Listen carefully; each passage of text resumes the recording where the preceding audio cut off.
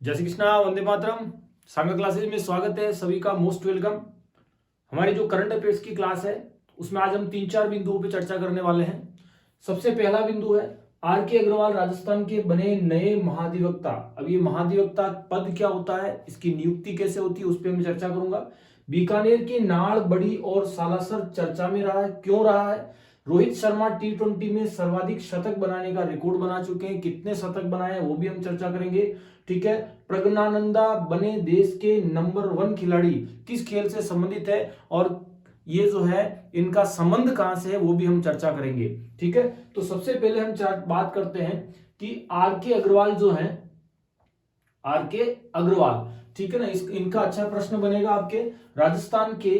ठीक है ना, इन्हें नए महाधिवक्ता बनाया गया, राजस्थान के इन्हें नए महाधिवक्ता बनाया गया है। ठीक है, और ये राज्य के 19वें नंबर के महाधिवक्ता बने हैं। ठीक है ना, अगला क्वेश्चन बनता है कि ये महाधिवक्ता पद होता क्या है, तो ध्यान से समझना। एक लाइन लिखी हुई है, राज्य का सर्वोच्च विधि अधिकारी यानी कानून अधिकारी होता है, कानून से संबंधित। ठीक है, और राज्य की सबसे बड़ी पोस्ट होती है, ये समझो कि राज्य सरकार का एक तरह से कानूनी वकील है, कानून से रिलेटेड सारी चीजें देखने का काम महाधिवक्ता ही करता है, पहली कंडीशन। ठीक है, दूसरा है यहां पर लिख रखा है कि ये पहले इनकी जगह कौन थे, तो आर के अग्रवाल जो है ये नए जो है महाधिवक्ता बन रहे हैं। ठीक है ना, तो ये पहले कौन थे? MS सिंघवी थे, इनका स्थान लेंगे इनसे पहले। ठीक है, MS सिंघवी थे। इनके बाद आपके जीके से रिलेटेड एक प्रश्न और बनता है कि भारतीय संविधान के अनुच्छेद 165 में, कितना? 165 भारतीय संविधान के अनुच्छेद में, ठीक है, महाधिवक्ता का उल्लेख है और इसके तहत राज्यपाल द्वारा, ध्यान से समझना है, लिखा हुआ राज्यपाल के द्वारा महाधिवक्ता की नियुक्ति की जाती है, यानी कि महाधिवक्ता को नियुक्त किया जाता है, राज्यपाल द्वारा किया जाता है। ठीक है, और महाधिवक्ता राज्यपाल के प्रसाद पर्यंत जो है अपनी पद धारण करता है, अपना कार्य करता है। अब थोड़ा सा ध्यान से समझना कि इनका कार्यकाल से रिलेटेड बहुत सारे जो है इनके रूल्स रेगुलेशन से रिलेटेड, ठीक है, संविधान में जो लिखा हुआ है उसके अकॉर्डिंग अगर हम बात करें तो जो भी महाधिवक्ता बनाए जाते हैं उनको जो है राजस्थान का जो मंत्रिमंडल होता है, मंत्रिमंडल के जो है परामर्श के आधार पर फिर राज्यपाल जो है नया एडवोकेट जनरल, इनको एडवोकेट जनरल भी कह सकते हैं, महाधिवक्ता को क्या बोलेंगे? Advocate general. तो मंत्रिमंडल की सलाह पर राज्यपाल द्वारा नियुक्ति की जाती है और स्वाभाविक है कि 90% केस में जैसे किसी राज्य की सरकार चेंज होती है तो बहुत सारे ऐसे पद हैं तो वो सरकार अपने मंत्रिमंडल की परामर्श के आधार पे जो है उनमें फेरबदल करता है। तो अभी हाल ही में 16वीं विधानसभा चुनाव हुए थे राजस्थान में, और 16वीं विधानसभा चुनाव का जो परिणाम आया उसमें भारतीय जनता पार्टी जो है बहुमत के आधार पे, ठीक है, सरकार बनाती है। तो उसके अनुसार अब जो है राजस्थान में बहुत सारे ऐसे पद हैं जिनमें फेरबदल किया जाएगा। तो पहले जो कांग्रेस सरकार थी, ठीक है, उस समय MS सिंघवी जो थे राजस्थान के जो है महाधिवक्ता एडवोकेट जनरल थे, और अब इनको हटा करके इनकी जगह आर के अग्रवाल को बनाया गया है। तो ये क्वेश्चन आपके लिए एग्जाम के लिए इंपॉर्टेंट है और भारतीय संविधान के अनुच्छेद 165 में इसका उल्लेख है और राज्यपाल इनकी नियुक्ति करता है। तो क्वेश्चन गलत नहीं करना है। ठीक है, अगला प्रश्न है कि राजस्थान में नाड़ बड़ी एक गांव है और उसके बाद हम बात करेंगे सालासर गांव है बीकानेर। तो ये ध्यान रखना, सालासर एक चूरू में भी है, ठीक है, सालासर हनुमान जी का मंदिर भी है, सालासर जगह भी है, ठीक है ना, तो ये भी हमें थोड़ा सा ध्यान रखना है। सालासर हनुमान जी जो है भारत में एकमात्र हनुमान जी का मंदिर है जहां पर दाढ़ी मूंछ वाले हनुमान जी की मूर्ति स्थापित है। अच्छा प्रश्न बनता है। देखो ये किसके लिए फेमस रहे, तो बहुत शानदार तरीके से एक लाइन लिखी हुई है, ये बीकानेर में इन गांवों के पास, ठीक है, व्हाइट क्ले की जो पट्टी है, चट्टाने हैं जमीन के अंदर, वहां पर नीचे जो है क्रूड ऑयल पाया गया है और प्राकृतिक गैस के भंडार खोजे गए हैं। ये नवीनतम क्षेत्र है, यानी कि ये नवीनतम जो है खोज है। ये भी एक ध्यान रखना कि कहां पर जो है प्राकृतिक जो खनिज जो है खनिज जो गैस के भंडार और क्रूड ऑयल जो खोजा गया है वो कहां पर, बीकानेर में है, सालासर और नाड़ बड़ी जगह है। अब थोड़ा सा मैं आपको पुराने जीके मिल जाता हूं, ये आपके लिए बूस्टर डोज होगा, एक तरह से आपको सारी चीजें क्लियर करवाएंगे। देखो यहां पर एक बहुत बढ़िया शानदार लाइन लिखी हुई है कि खनिज तेल जो है वो अवसादी चट्टानों में पाया जाता है। ये बहुत इंपॉर्टेंट क्वेश्चन बनता है, एग्जाम में आए तो ध्यान रखना किस टाइप की चट्टानों में मिलता है, तो अवसादी चट्टानों में मिलता है। अब आगे 2 डेट लिखी हुई है, इन डेट को एनी हाउ रट के चले जाओ। जब एग्जाम में प्रश्न आता है तो हम वर्तमान की बहुत सारी चीजें पढ़ के चले जाते हैं, बहुत सारी पुरानी चीजें गलत कर जाते हैं। तो राजस्थान में 1983 में सर्वप्रथम जो है जैसलमेर के, कहां पर, जैसलमेर के गोटारू नामक जगह पर, कौन सी जगह, गोटारू नामक जगह पर हीलियम तथा ठीक है मीथेन गैस के भंडार मिले थे। किसके भंडार मिले थे, हीलियम तथा मीथेन गैस के भंडार मिले थे, जैसलमेर से प्राप्त हुए थे, हमें ध्यान रखना है। उसके बाद 1984 में सर्वप्रथम जैसलमेर में ही जो है ठीक है तेल के भंडार खोजे गए। जो तेल के भंडार का मतलब है कि यहां पर जो है क्रूड ऑयल के भंडार खोजे गए थे। और आज की तारीख में राजस्थान जो है भारत में ठीक है क्रूड ऑयल के उत्पादन में भारत में अग्रणी राज्य बनने जा रहा है। अभी थोड़ा सा दूसरी तीसरी स्टेट्स पर है, लेकिन बहुत जल्दी तो राजस्थान से उत्पादन हो रहा है, ठीक है ना। राजस्थान में क्रूड ऑयल निकालने के लिए उसके लिए रिफाइनरी लगाई गई है, ठीक है ना। तो ये सारी चीजों से रिलेटेड क्वेश्चन बनते हैं। मैं आपको एक खनिज टॉपिक पढ़ाएंगे उसमें ज्यादा, क्योंकि करंट जीके की चीज है तो मुझे थोड़ा सा लिमिटेड टाइम में आपको करना पड़ेगा। हाँ, एक चीज हम बता देते हैं कि वर्तमान में अगर हम थोड़ी सी चर्चा करें तो वर्तमान में आज की तारीख में हम खनिज की बात करें तो उसमें एक तो आपके आता है प्राकृतिक गैस। कौन सा आता है, प्राकृतिक गैस। दूसरा आपके आता है, नंबर 2 की हम चर्चा करेंगे तो आपके आएगा खनिज तेल, जिसमें आप क्रूड ऑयल की बात कर रहे हैं तो खनिज तेल की बात करेंगे, ठीक है ना। तीसरी हम बात करेंगे कोयला। ये तीनों राजस्थान के खनिज में जो है शक्ति के साधन माने जाते हैं आज की तारीख में, ठीक है। रिपोर्ट के अनुसार अगर देखा जाए प्राकृतिक गैस का सबसे ज्यादा उत्पादन जैसलमेर में हो रहा है। कहां पर हो रहा है, अलग अलग कंपनियां लगी हुई है गैस उत्पादन के लिए, ठीक है। और खनिज तेल का उत्पादन जो है सबसे ज्यादा हो रहा है आज की तारीख में बाड़मेर में। अगर एग्जाम में आवे तो क्वेश्चन क्या करोगे, बाड़मेर में। कोयले का उत्पादन भी आज की तारीख में सबसे ज्यादा बाड़मेर में हो रहा है। और बाड़मेर के अलावा ठीक है ना बीकानेर में भी कोयले का उत्पादन किया जा रहा है। तो ये जो है आपको डेटा के हिसाब से याद रखने। और राजस्थान में सबसे पहले 1983 में जो है जैसलमेर में गोटारू, एग्जाम में डायरेक्ट गोटारू जगह पूछता है, तो ये हीलियम और मीथेन गैस के भंडार मिले और अभी और खोजे जा रहे हैं, ठीक है। क्वेश्चन गलत नहीं करना है। आगे हम चर्चा करें, रोहित शर्मा जो है इनका संबंध क्रिकेट से है। रोहित शर्मा जो है अंतरराष्ट्रीय स्तर पर, ठीक है, कौन से स्तर पर, अंतरराष्ट्रीय स्तर पर हम बात करें तो अंतरराष्ट्रीय स्तर पर, ठीक है ना, टी20 में सर्वाधिक जो है 5 शतक बनाने वाले भारतीय बल्लेबाज बन गए हैं। सर्वाधिक टी20 में 5 शतक बनाने वाले जो है ठीक है भारतीय जो है बल्लेबाज बने हैं। इनका क्वेश्चन बहुत अच्छा पूछा जाएगा। अब यहां पर देखो मैंने बिल्कुल अखबार की कटिंग लगा रखी है कि रोहित शर्मा जो 5 शतक लगाने वाले पहले भारतीय बल्लेबाज है। और बिल्कुल यहां पर स्पष्ट लिखा हुआ है, ठीक है ना, कि इन्होंने जो है ठीक है ना टी20, देखो यहां पर लिख रखा है अंतरराष्ट्रीय टी20 में सर्वाधिक 5 शतक लगाने वाले ठीक है बल्लेबाज बने हैं, ठीक है ना। उनके बाद भारत के सेकंड नंबर पर है वो सूर्य कुमार है, ठीक है। और तीसरे नंबर पर ऑस्ट्रेलिया के ग्लेन मैक्सवेल जो है इनका नाम आता है। ये 4-4 शतक लगा चुके थे टी20 में, ठीक है ना। तो ये एक क्वेश्चन आपके करंट अफेयर्स में पूछा जा सकता है, कौन सा ऐसा खिलाड़ी है जिन्होंने जो है टी20 में सर्वाधिक शतक बनाने का रिकॉर्ड बनाया है। तो आंसर जाएगा रोहित शर्मा। और अभी जो है हम बात करते हैं इनका, अभी हाल ही में मैच चल रहा है वो अफगानिस्तान की टीम से चल रहा है। अफगानिस्तान के साथ इन्होंने जो है टी20 मैच खेला और इनमें इन्होंने ठीक है जीत दर्ज की। ओके,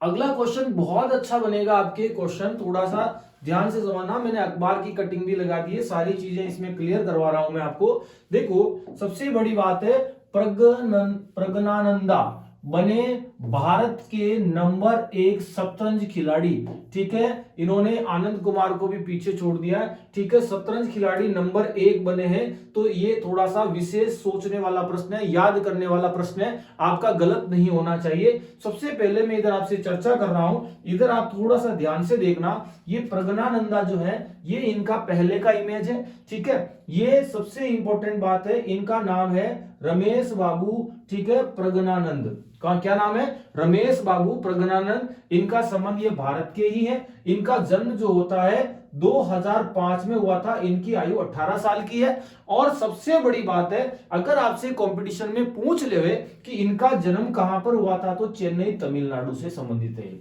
ठीक है। और सबसे बड़ी बात 2018 में, ठीक है, ये शतरंज में जो है ग्रैंड मास्टर बने थे। कब बने थे? 2018 में ग्रैंड मास्टर बने थे।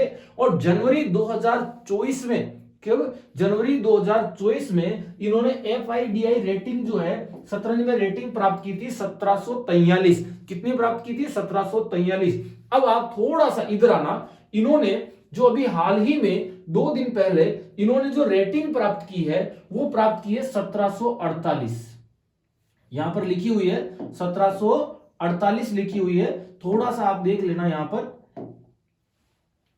ठीक है ना। तो ये किसमें है? 1748। देखो आपको यहां पर दिख रहा होगा 1748.43, यानी कि 2748 पॉइंट जो है 43 जो है इनकी रेटिंग है। और ये रेटिंग क्रॉस करते हुए, ठीक है, आनंद कुमार जी को इन्होंने पीछे छोड़ा है। और ये आज की तारीख में भारत में जो है चेस के यानी शतरंज के क्षेत्र में शीर्ष खिलाड़ी बन चुके हैं। तो आपको करंट अफेयर्स के हिसाब से याद रखना है, ठीक है ना। यहां लिखा हुआ बिल्कुल भारतीय युवा शतरंज खिलाड़ी हैं, ठीक है ना। और इन्होंने बुधवार को टाटा स्टील मास्टर शतरंज टूर्नामेंट में मौजूदा चैंपियन, पूरे वर्ल्ड का मौजूदा चैंपियन, ठीक है, उसका नाम है, चाइना का है, डिंग लिरेन को हराया था। किसको हराया था? डिंग लिरेन को हराया था। डिंग लिरेन ये चाइना का जो है मौजूदा चैंपियन है और इसको हरा दिया है। और सबसे बड़ी बात है, उसको केवल 62 चालों के अंदर ही उसको शतरंज में जो उसको हरा दिया।